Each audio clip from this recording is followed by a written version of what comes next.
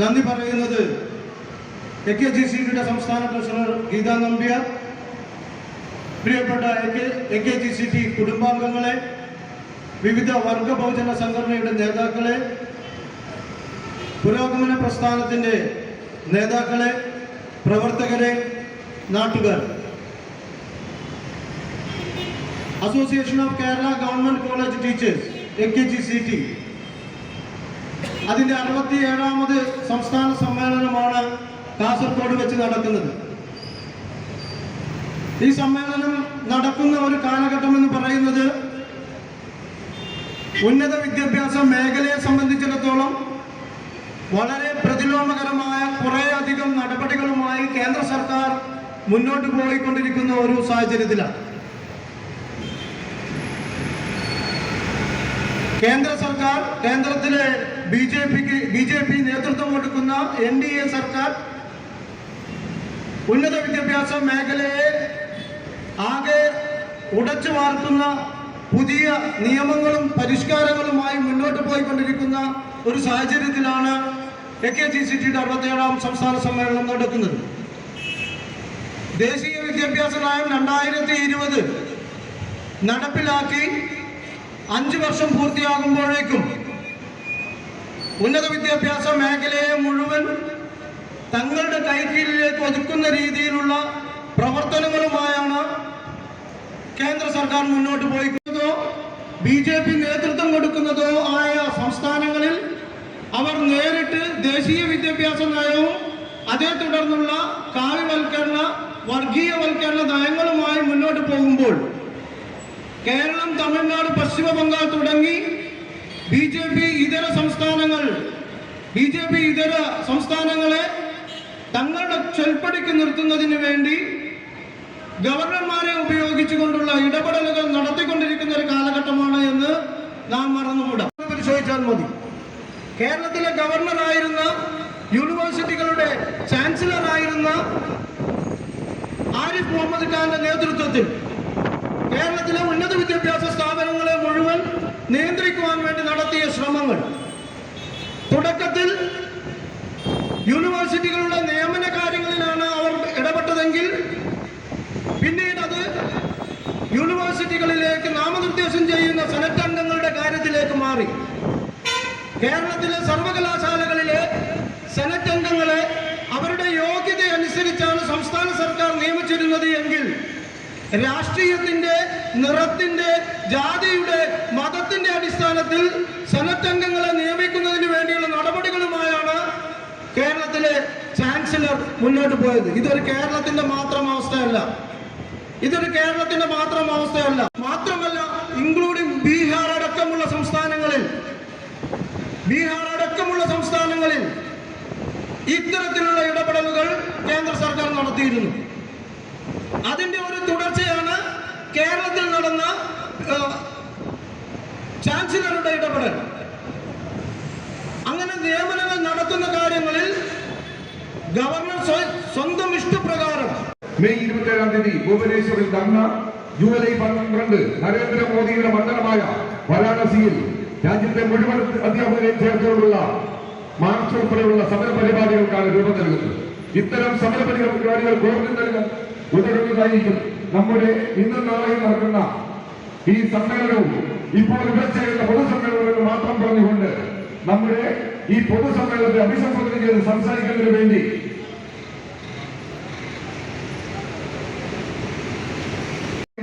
Shri B. Abdul റഹിമാനെ, ഇവിടെ സന്നിഹിതരായിരിക്കുന്ന മുഴുവൻ അധ്യാപകരുടെയും ബഹുജന സംഘടനകളുടെയും ഇവിടുത്തെ നാട്ടുകാരുടെയും പേരിൽ ഞാൻ ഏറെ സ്നേഹത്തോടെ, ഏറെ ബഹുമാനപൂർവ്വം സ്വാഗതം ചെയ്തു. നമ്മളൊക്കെ തന്നെ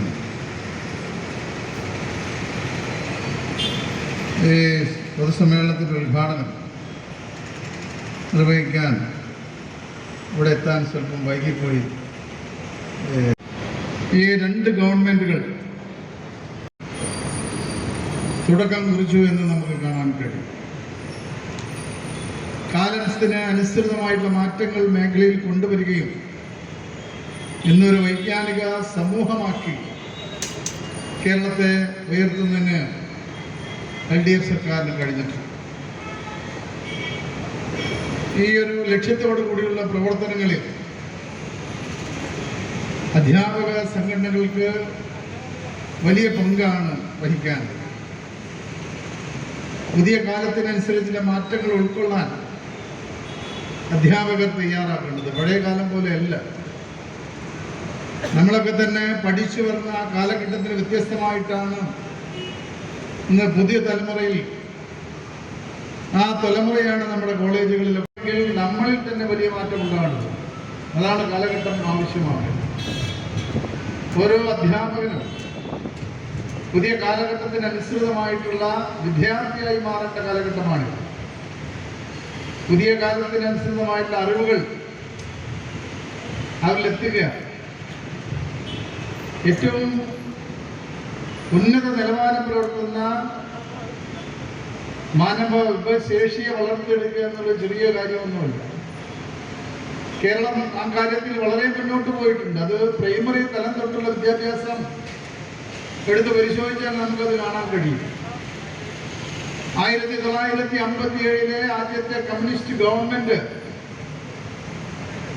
ഏറ്റവും ബഹുമാനീയനായ സഖാവ് EMS മുഖ്യമന്ത്രിയായിരുന്ന കാലഘട്ടത്തിൽ ആരംഭിച്ച വിദ്യാഭ്യാസ പരിഷ്കരണ പരിപാടികൾ ഇന്ന് രാജ്യത്തിന്റെ നെറുകയിൽ തന്നെ കേരളത്തിൽ എത്തിച്ചു എന്നുള്ളത് ഏറെ സന്തോഷമാക്കിക്കൊണ്ട് ആദ്യത്തെ കേരളത്തിലെ ഗവൺമെന്റ് എടുത്ത തീരുമാനങ്ങൾ അത് ശക്തമായി മുന്നോട്ട് കൊണ്ടുപോകാൻ കേരളത്തിന് കഴിഞ്ഞു. അതിനുശേഷം 57 ശേഷമുള്ള കാലഘട്ടം പരിശോധിച്ചാൽ ഈ രണ്ട് ഗവൺമെന്റുകൾ കൊണ്ടുവന്നിട്ടുള്ള മാറ്റങ്ങളാണ് വലിയ തോതിൽ ഈ മേഖലയിലുള്ള സ്വാധീനം വർദ്ധിപ്പിക്കാൻ നമുക്ക്. സംസ്ഥാന ഗവൺമെന്റ് ഉന്നത വിദ്യാഭ്യാസ മേഖലയ്ക്ക് സർവകലാശാലകളായാലും കോളേജുകളായാലും ഒക്കെ തന്നെ സംഘപരിവാർ രാഷ്ട്രീയം കേന്ദ്ര ഗവൺമെന്റിന്റെ ഉന്നത വിദ്യാഭ്യാസ വകുപ്പ് UGC അടക്കമുള്ള കാര്യമാണോ എന്നുള്ളത് നമ്മൾ പരിശോധിക്കപ്പെടേണ്ടതുണ്ട്. 2020 ദേശീയ വിദ്യാഭ്യാസ നയം നടപ്പിലാക്കിയത് വിദ്യാഭ്യാസ അനീതിയുടെ രൂക്ഷമായിട്ടൊരു മുഖമായിട്ടാണ് നമുക്ക് കാണാൻ കഴിയുക. അതിലൂടെ സംഘപരിവാർ ലക്ഷ്യമിട്ടത് രാജ്യത്തെ യൂണിവേഴ്സിറ്റികളുടെ ഭരണം ഏറ്റെടുക്കുക എന്നുള്ളതാണ്. സംസ്ഥാനത്തിന്റെ അധികാരത്തിൽ പൂർണ്ണമായുള്ള ഉന്നത വിദ്യാഭ്യാസ മേഖലയെ അതാത് സംസ്ഥാനത്തിലെ ഗവൺമെന്റ്മാരെ വെച്ചുകൊണ്ട് അതിന്റെ ഭരണം ഏറ്റെടുക്കുക. ഫെഡറൽ സംവിധാനത്തിന് അപകടകരമായിട്ടുള്ള രീതിയിലേക്കാണ് കാര്യങ്ങൾ മുന്നോട്ട് പോയിക്കൊണ്ടിരിക്കുന്നത്. ഇവിടെയാണ് ശക്തമായുള്ള ചെറുത്തുനിൽപ്പ് ആവശ്യമായി വരുന്നത്. ശക്തമായുള്ള ചെറുത്തുനിൽപ്പില്ലെങ്കിൽ പുതിയ അവരെ ഖണ്ഡീകരിക്കുന്ന രീതിയിലായിരിക്കും ചിലപ്പോ കേന്ദ്ര ഗവൺമെന്റും സംഘപരിവാർ ഗവൺമെന്റുകളും മുന്നോട്ട് പോവുക. ശ്രദ്ധിച്ചു പോകേണ്ടതുണ്ട്. ഇന്ന് നടക്കുന്ന ഈ സമ്മേളന പരിപാടികളൊക്കെ തന്നെ വ്യക്തമായുള്ള ചർച്ചകൾ ഇതിന്റെ ഭാഗമായി നടന്നിട്ടുണ്ടാവും. പക്ഷെ അവിടങ്ങളിലൊക്കെ തന്നെ കാണേണ്ടതും പൊതുസമൂഹം അറിയേണ്ടതുമായുള്ള ധാരാളം കാര്യങ്ങളുണ്ട്. ഉന്നത വിദ്യാഭ്യാസ മേഖലയിൽ നടക്കുന്ന ഏറ്റവും മോശമായിട്ടുള്ള സാഹചര്യം പൊതുസമൂഹത്തിന് മുമ്പിൽ ഉയർത്തിക്കാട്ടേണ്ട കാലഘട്ടമായി മാറിയിട്ടുണ്ട്.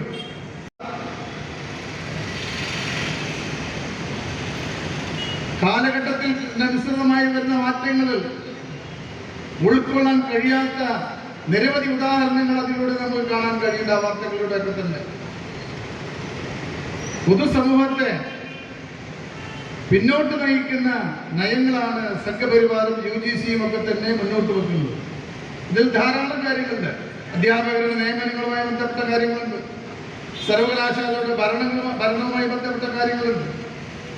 സിൻഡിക്കേറ്റ് അടക്കമുള്ള സംവിധാനങ്ങളെ കൂച്ചുയർത്താനുള്ള നടപടികൾ നമുക്ക് എടുത്തു പറയേണ്ടതുണ്ട്.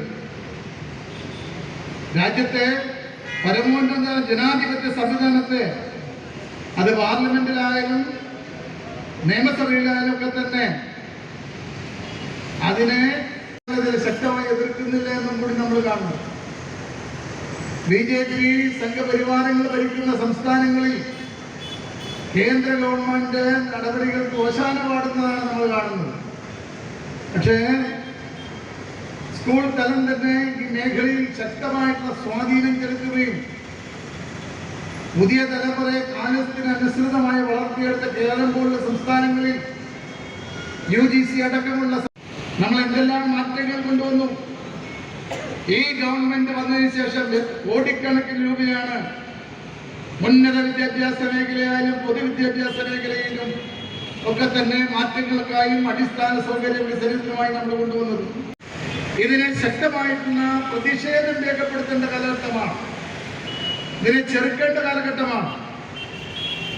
കേരളം BJP ഭരണത്തെ എതിർത്ത സംസ്ഥാനമാണ്, എതിർത്ത് നിൽക്കുന്ന സംസ്ഥാനമാണ്. ഇവിടെ ഗവർണറെ ഉപയോഗിച്ചുകൊണ്ടാണ് ഉന്നത വിദ്യാഭ്യാസ മേഖലയെ അവർ നിയന്ത്രിക്കുന്നത്. അത് നമുക്ക് അംഗീകരിക്കാൻ കഴിയുന്നതാണ്. സംസ്ഥാനത്തിന്റെ അധികാരങ്ങൾ ചെറുക്കുന്ന രീതിയിൽ ഗവർണറെ ഉപയോഗപ്പെടുത്തുന്നു. രാജ്യത്ത് വളർന്നു വരുന്ന യുവജനങ്ങളെ, പുതിയ തലമുറയെ മാറ്റങ്ങൾ ഉൾക്കൊള്ളാൻ അവരെ അനുവദിക്കാതെ പഴയ കാലഘട്ടത്തിലേക്ക് നയിക്കുന്നു എന്നുള്ളതാണ്. സംസ്ഥാന നിയമം അനുസരിച്ച് രൂപീകരിച്ച സർവകലാശാലകൾ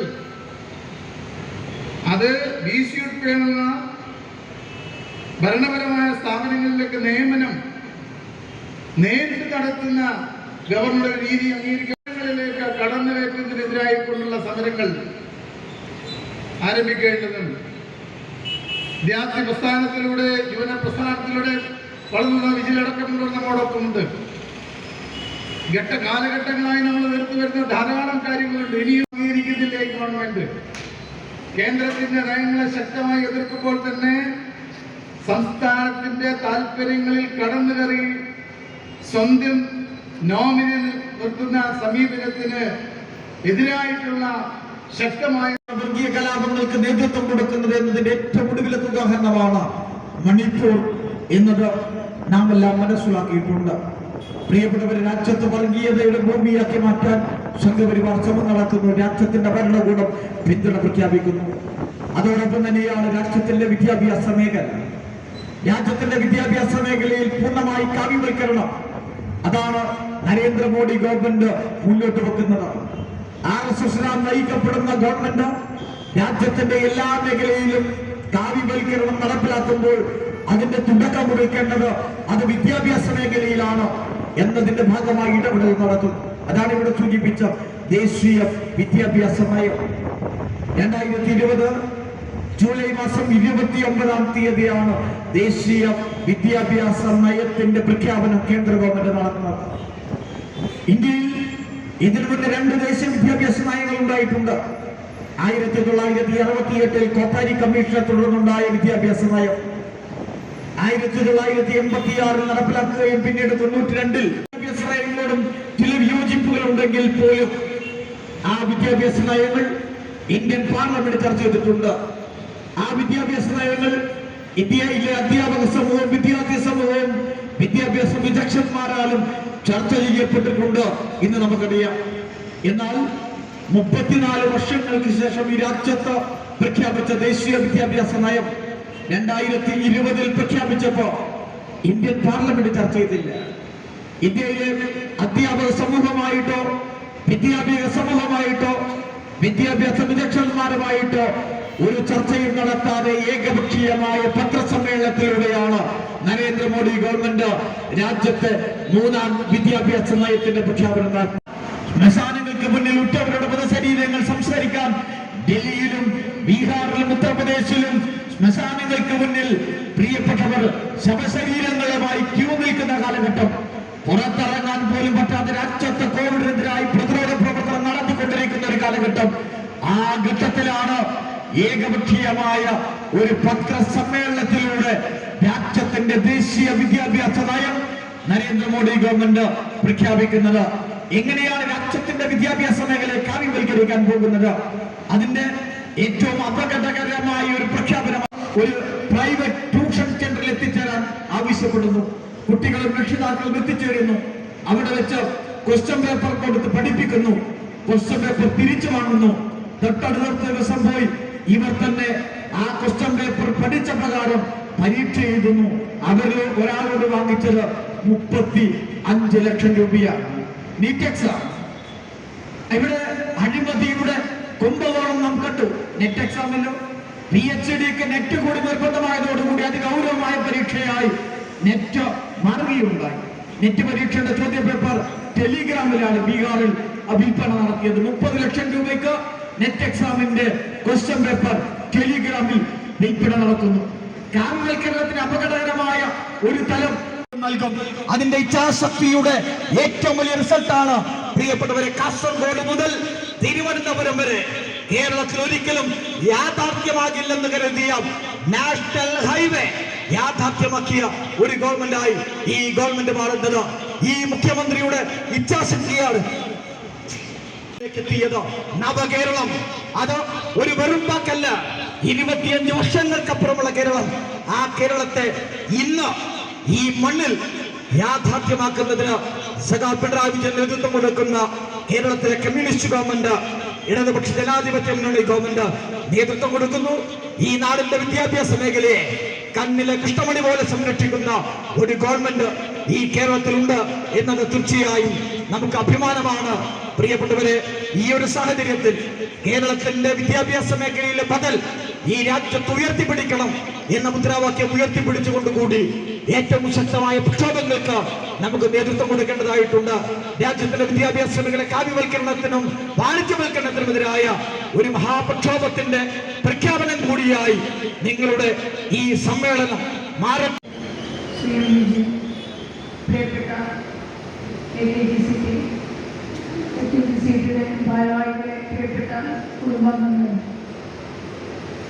തീർച്ചയായും നമ്മുടെ സർക്കാർ കോളേജ് അധ്യാപക മേഖലയിലെ ഏറ്റവും വലിയ സംഘടനയായ KTCT അധ്യാപകരും തൊഴിലാളികളാണെന്ന് ഉയർന്ന വർഗബോധത്തോടെ പ്രവർത്തിക്കുന്ന നമ്മുടെ സംഘടനയുടെ 67ാമത് സംസ്ഥാന സമ്മേളനം ഇന്നും നാളെയുമായി കാസർഗോഡ് വെച്ച് നടന്നുകൊണ്ടിരിക്കുകയാണ്.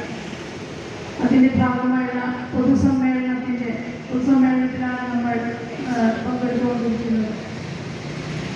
ഉദ്ഘാടനം ചെയ്ത് സംസാരിച്ച ബഹുമാന്യനായ കായിക വകുപ്പ് മന്ത്രി നമ്മളോട് പറഞ്ഞത് നമ്മുടെ ഉന്നത വിദ്യാഭ്യാസ മേഖല വളരെയധികം മാറ്റങ്ങൾക്ക് വിധേയമായിക്കൊണ്ടിരിക്കുന്ന ഈ കാലഘട്ടത്തിൽ ഈ മാറ്റങ്ങളെ ഉൾക്കൊള്ളാൻ നമ്മൾ അധ്യാപകർ തയ്യാറാകണം, ശ്രമിക്കണമെന്നുള്ള ഒരു ആഹ്വാനമായി ഈ പൊതുസമ്മേളനം ഉദ്ഘാടനം ചെയ്ത് നമ്മളോട് സംസാരിച്ച ബഹുമാന്യനായ കായിക വകുപ്പ് മന്ത്രി ശ്രീ അബ്ദുറഹ്മാൻ അവർക്കുള്ള നന്ദി നമ്മുടെ സംഘടനയുടെ പേരിലും ഇതിൻ്റെ സംഘാടകരുടെ പേരിലുമുള്ള നന്ദി ഞാൻ ആദ്യമായി അറിയിക്കുകയാണ്.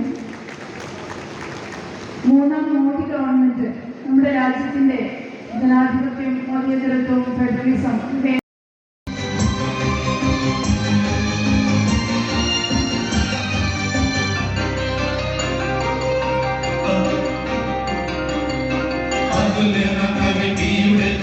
പച്ചവണ്ണപ്പെട്ടൊടുത്ത മണ്ണ് ഉപരിശീലുകൾ ഉൾപ്പുളകം വിശലൊരുക്കിയ മണ്ണ്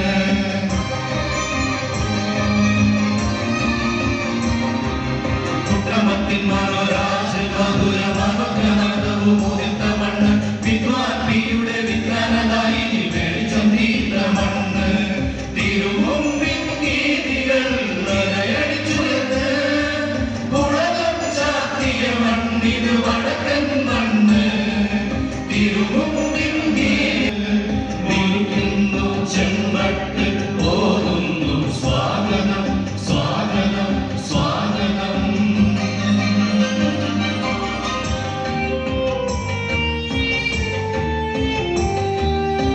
കൂട്ടരെ സംഘടിച്ച് സംഘടിച്ച് സംഗമിക്കും കൂട്ടരെ അണിനിരന്ന് അറിവിൻ തിരി കൊളുത്തി അറിവിൻ വെളിച്ചമേറ്റി അലയടിക്കും മനുജരെ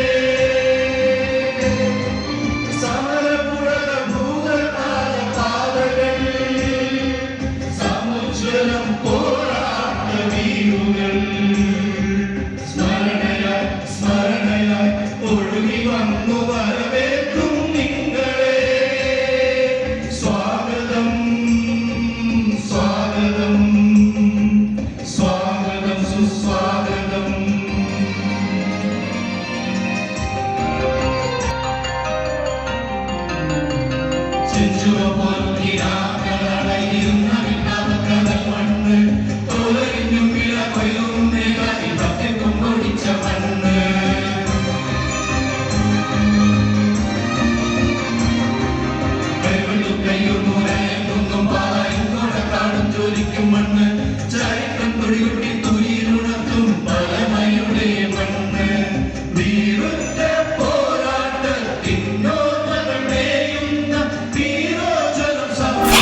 FTD ക്വാളിറ്റി TMT സ്റ്റീൽ ബാറായ മിനാർ TMT സ്റ്റീൽ ബാർ ഉപയോഗിച്ചാൽ പിന്നെ ഏത് ആകാശം മുട്ടുന്ന ബിൽഡിംഗും കരുത്തോടെ കാലങ്ങളോളം നിലനിൽക്കും. വിശ്വാസത്തിന്റെ കാതൽ, കരുത്തിന്റെ കാവൽ.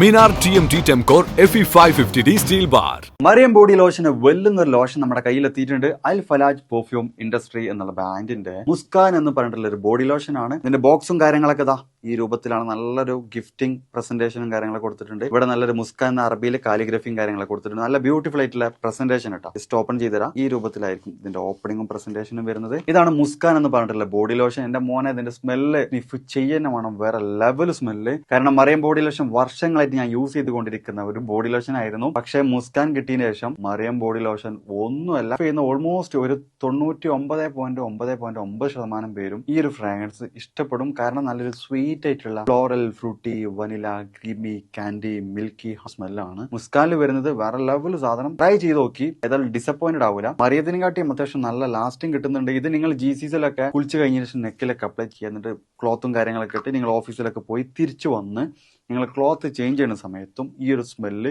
GCCയിൽ ഫീഡ്ബാക്ക് കിട്ടിയിട്ടുണ്ടെന്ന് അവർ പറഞ്ഞിട്ടുണ്ട്. പിന്നെ അവർ മെയിനായിട്ട് ചെയ്യുന്നത് ഹോൾസെയിലാണ്. ആർക്കെങ്കിലും ബൾക്കായിട്ട് ഹോൾസെയിൽ വേണമെന്നുണ്ടെങ്കിൽ താഴെ കൊടുത്ത് നമ്മൾ കോൺടാക്ട് ചെയ്തോളി. അവർ കാര്യങ്ങളൊക്കെ അറേഞ്ച് ചെയ്യും. ഇനി നാട്ടിലോട്ട് ആർക്കെങ്കിലും ഹോൾസെയിലായിട്ട് വേണമെന്നുണ്ടെങ്കിൽ അതിനെ അവരെ കോൺടാക്ട് ചെയ്തോളി. പിന്നെ പെർഫ്യൂമൊക്കെ ആർക്കെങ്കിലും മാനുഫാക്ചർ ചെയ്യണമെന്നുണ്ടെങ്കിൽ, അതുപോലെ പ്രൈവറ്റ് ലാബിലും കാര്യങ്ങളൊക്കെ ചെയ്യണമെന്നുണ്ടെങ്കിൽ ഇവരെ കോൺടാക്ട് ചെയ്യുക. ഏതായാലും താഴെ ഡിസ്ക്രിപ്ഷനിൽ അവരുടെ കംപ്ലീറ്റ് ഡീറ്റെയിൽസ് ഞാൻ കൊടുക്കുന്നുണ്ട്. ഈ സാധനം നിങ്ങൾ ഓർഡർ ചെയ്തോളി. ഓൾ ഓവർ UAE അവരുടെ ഡെലിവറിയും കാര്യങ്ങളൊക്കെ ചെയ്തിടും. City Gold, Gold and Diamonds, Kerala and Karnataka.